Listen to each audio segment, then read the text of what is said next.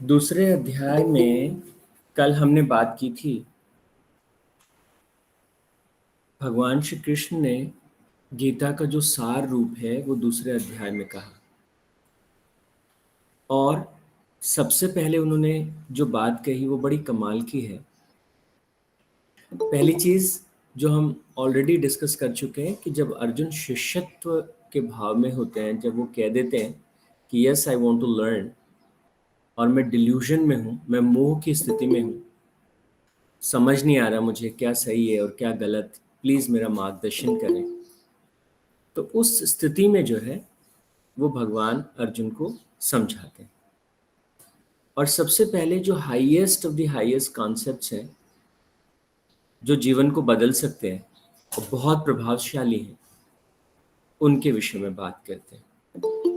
तो दूसरे अध्याय के, जैसे कल हमने डिस्कस किया था, 14वां श्लोक और 15वां श्लोक, जिसमें भगवान ने कहा कि जो हमारी सेंसेस हैं, सेंसेस का जो ग्रेटिफिकेशन है, उसके प्रति जो हमारी टेंडेंसीज हैं, उसके प्रति जो हमारा रुझान है, जो झुकाव है, that creates lot of problems in life. और ऐसी बात नहीं है कि भगवान श्री कृष्ण ने आज से 5000, जब भी गीता कही गई, इतने हजारों साल पहले जो है वो बात कह दी। अगर आप WHO का डेटा उठा के देखें, वर्ल्ड हेल्थ ऑर्गेनाइजेशन का डेटा उठाएंगे, तो आपको दिखेगा कि दुनिया में करीब 61% जो डेथ होती हैं, 61% टोटल डेथ का 61% जो है, that is because of the lifestyle diseases. तो हमारा जीवन को जीने का जो ढंग है वो इतना घातक होता जा रहा है। हार्ट्स की प्रॉब्लम, कैंसर की प्रॉब्लम, लीवर की प्रॉब्लम, लंग्स की प्रॉब्लम, ब्लड प्रेशर की problem, you name a few. So this is giving a very very deep impact on our lives. बहुत बहुत गहरे तरीके से जो है, जिस तरह से हम जीवन को जी रहे हैं, उसका प्रभाव, उसका असर जीवन में दिखता है।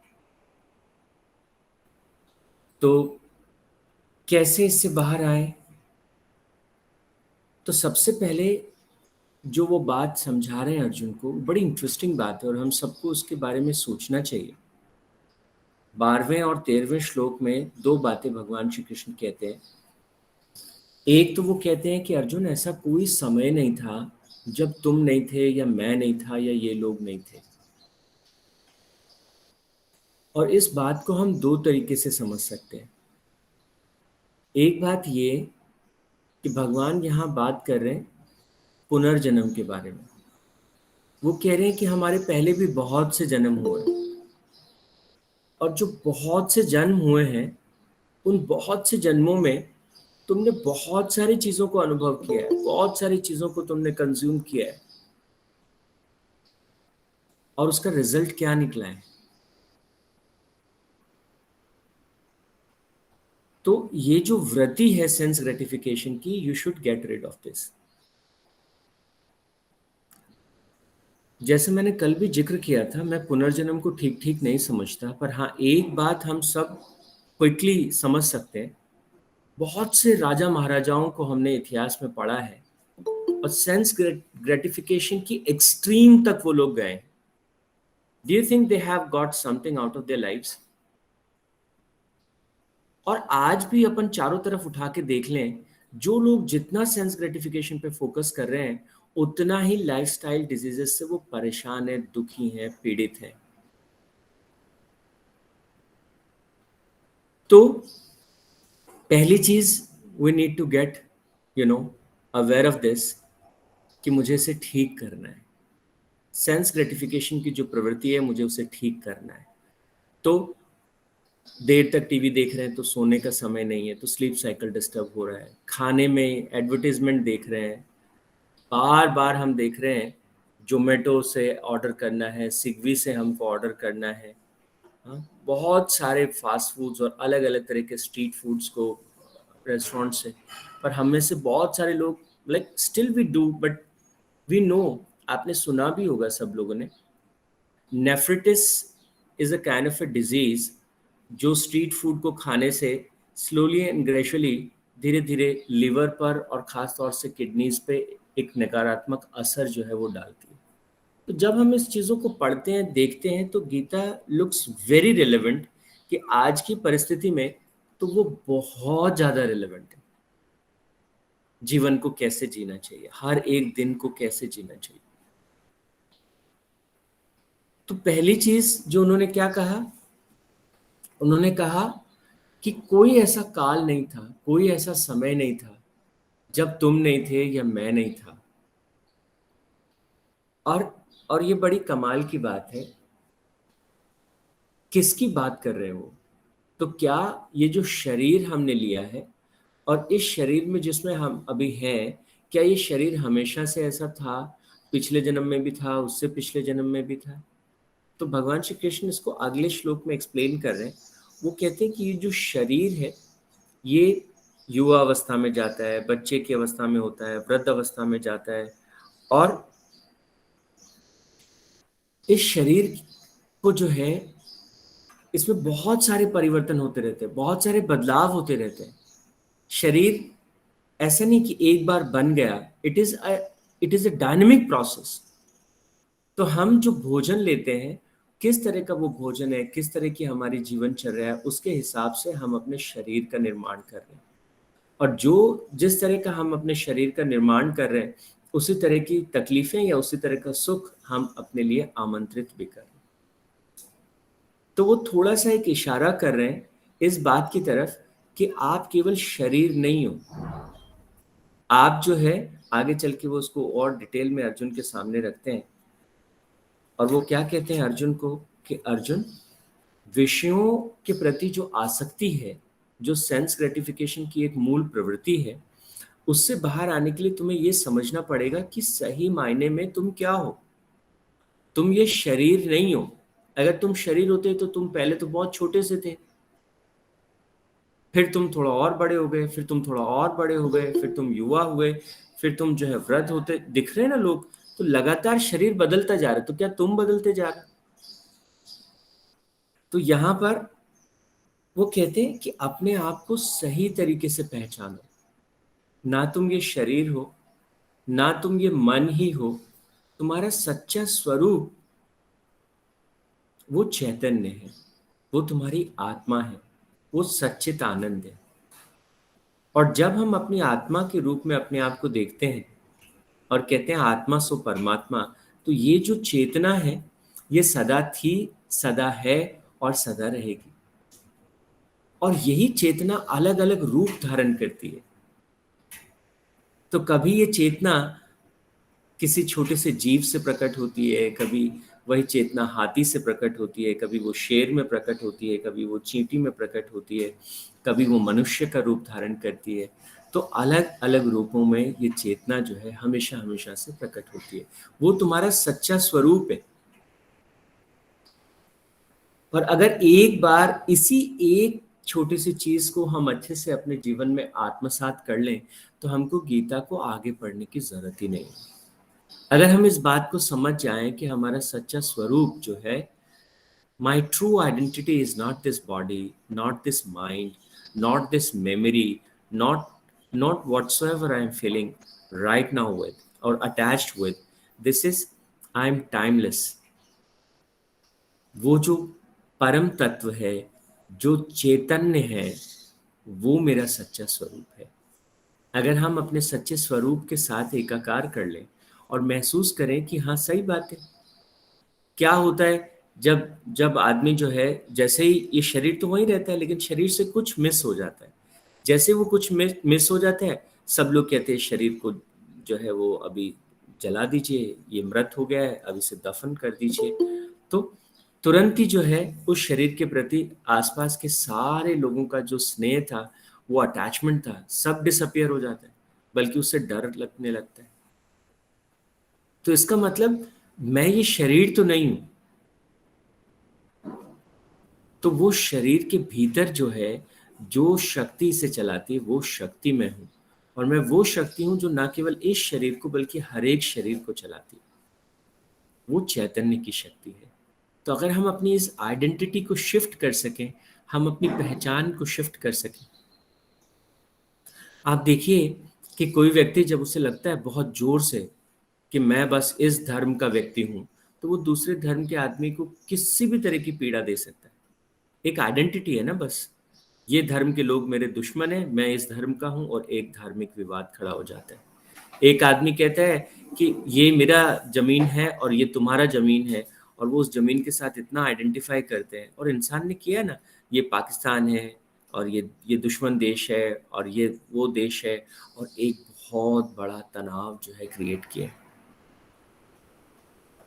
तो इंसान लगातार जो है वो अपने आप को इस तरीके से तोड़ता चला जाता है। और ऐसे नहीं कि हमने सिर्फ ये कह दिया कि ये दूसरा देश है और हम हिंदुस्तान हैं, हम सब हिंदुस्तानी एक है, नहीं। फिर वो दोबारा तोड़ने की कोशिश करता है। हिंदुस्तान में भी तुम्हारा धर्म ये है, मेरा धर्म ये है, तो आप हिंदू हैं, आप मुस्लिम हैं, आप ये। पर वो वहां पे भी नहीं रुकता। हिंदू धर्म में भी फिर 50 तरह की उसमें जातियां हैं, उसमें जातियां भी नहीं, ऐसे नहीं कि चलो एक जाति में जन्म हो, उसमें फिर उपजातियां हैं, उसमें फिर गोत्र हैं। लगातार इंसान अपने आप को तोड़ता जाता है, और वो अपने आप को जो है वो खंडों में बांटता चला जाता है और कहता है ये मेरा परिचय है, this is what I am. और फिर धीरे धीरे जीवन का अनुभव होता है, बहुत सारी यादें जुड़ती चली जाती हैं जीवन में, बहुत सारी घटनाएं जुड़ती चली जाती हैं, और फिर वो अपने आप को धीरे धीरे उन घटनाओं के हिसाब से परिभाषित करना शुरू करता है।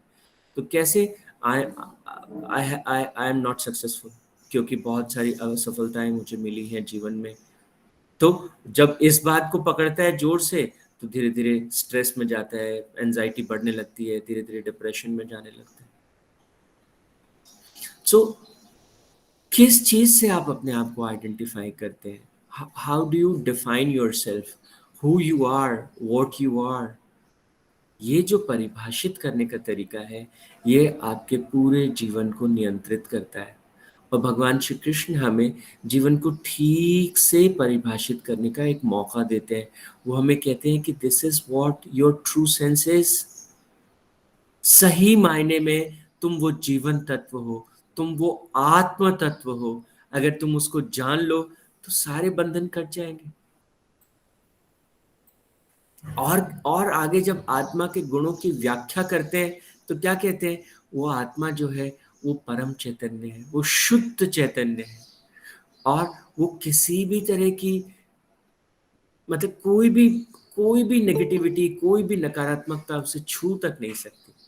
तो सही मायने में वो क्या कहते हैं कि तुम शुद्ध हो, तुम नित्य हो, तुम परम हो। वो हमें हमारी सही पहचान के साथ कनेक्ट करने की कोशिश करते हैं। और हम सब अपने आप को कैसे पहचानते हैं? हम अपने आप को अपने अपने शेल में, अपने अपने कोशों में, अपने अपनी लिमिटेशंस में, अपने अपने बिलीव्स और धारणाओं और सीमित ज्ञान के दायरों में अपने आप को परिभाषित करते हैं, अपने आप को बांधते हैं। तो गीता में दूसरे अध्याय में ये अपने आप को देखने की जो दृष्टि है, स्वयं के प्रति जो एक एंगल है, अगर हम इसको ठीक से पकड़ लें तो जीवन में है एक बड़ी छलांग हम लगा सकते हैं। तो जो हमारी सेंसेस के प्रति जो गुलामी है, हम उससे तुरंत मुक्त हो सकते हैं। मैं ये शरीर नहीं, हाँ मैं इस शरीर में रहता हूँ। तो जब मैं इस शरीर में रहता हूँ या मैं इस शरीर से जुड़ा हूँ, तो इस शरीर का मुझे ध्यान रखना है, इसकी इसकी हेल्थ का मुझे ध्यान रखना है। इट इज सेम लाइक भगवान कहते हैं, ये ठीक वैसे ही है जैसे हम कपड़े पहनते हैं, तो कपड़े साफ सुथरे होने चाहिए, धुले हुए होने चाहिए, अच्छे होने चाहिए। ठीक उसी तरह से जैसे बहुत से संतों ने कहा कि ये शरीर एक मकान के जैसे है। तो विनोबा भावे की जब मैं गीता पढ़ रहा था, तो वो कहते हैं कि मकान का जैसे भाड़ा देना पड़ता है, तो ठीक उसी तरह से जैसे उसकी वेयर एंड टेयर और मेंटेनेंस को देखना पड़ता है, वैसे हमें अपने शरीर की मेंटेनेंस को, वेयर एंड टेयर को देखना पड़ता है। तो शरीर के साथ that is what my connection is. तो अगर ये बात ठीक से समझ में आ जाए, तो हम अपने भीतर की उस दिव्यता को जो है, वो दिव्यता मेरी सच्ची पहचान है, उस परिचय में हमको जो है आना, ये पहला पड़ाव है, ये पहला इंपॉर्टेंट स्टेप है। और इसके बाद में वो क्या कहते हैं? ये आत्मा कभी नहीं मरती अर्जुन, ये हमेशा थी, ये हमेशा है, ये हमेशा रहे। तो जो एक हाबड़तोड़ आदमी के जीवन में है, मुझे ये इकट्ठा कर लेना है, मुझे वो ले लेना है, मुझे वो पकड़ लेना है, तो आदमी जो है दूसरों को तकलीफ देकर के भी, भ्रष्टाचार करके भी जो है, उसको पता है कि जब मैं गलत करता हूँ, मैं कुछ भ्रष्ट आचरण करता हूँ, तो मैं अपने आप को मलिन करता हूँ भीतर से। गुरुजी हमेशा कहते हैं, बड़ी कमाल की बात, कि ब्रह्मांड के नियम बहुत स्पष्ट है। जब भी कोई इंसान थोड़ी सी भी, छोटी सी भी गलती करता है, वो कहीं ना कहीं यूनिवर्सल लॉज को ब्रेक करता है, then and there he got punished. ये बात मुझे सालों समझ नहीं आई, क्योंकि जब मैं देखता था समाज में कि बहुत सारे लोग हैं गुरुजी, बहुत गलत करते हैं, लेकिन फिर भी उनके पास पैसा है, पावर है, हर तरह की ताकत है, तो मुझे तो नहीं लगता कि वो कोई पनिशमेंट झेल रहे हैं। अगर किसी आदमी ने, तो गुरुजी क्या कहते थे, बड़े बड़े नेता हैं, बहुत गलत कर रहे हैं, देश को लूट रहे हैं, कोई पनिशमेंट नहीं दे रहा उनको, इवन कानून भी उनकी मुट्ठी में। तो एक दिन जब ये प्रश्न उठाया, तो गुरुजी ने इस बात को बहुत अच्छे से समझाया। I would like to just share with you. उन्होंने कहा कि जब भी कोई व्यक्ति कुछ गलत करता है, उसके मन में तुरंत वो अपनी ही नजरों में गिर जाता है। और ये आप देखना, चाहे छोटा बच्चा है, बड़ा है, हमारे भीतर जो है एक साक्षी हमेशा रहता है। जब भी हम कुछ गलत करते हैं, वो हमें बता देता है कि तुम गलत कर रहे हो, और वो देख रहा है उस चीज को। तो उन्होंने कहा कि जब भी कोई आदमी गलत चीज करता है, किसी भी रूप में वो गलत करता है, तुरंत उसकी अपनी नजरों में उसकी इज्जत जो है वो घट जाती है। वो एक तरह का पनिशमेंट है। ऐसा व्यक्ति जो दूसरों को तकलीफ देता है, उस व्यक्ति के जीवन के आनंद को, जीवन के सुख को, उस सच्चित आनंद को अनुभव करने की जो उसकी क्षमता है, वो घट जाती है देन एंड देयर।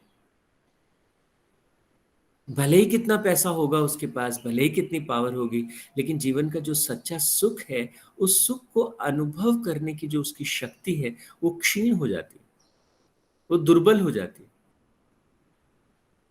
तो सच्चे मायने में वो जीवन के सुख को स्पर्श ही नहीं कर पाता, वो अपने उस आत्म स्वरूप को स्पर्श ही नहीं कर पाता।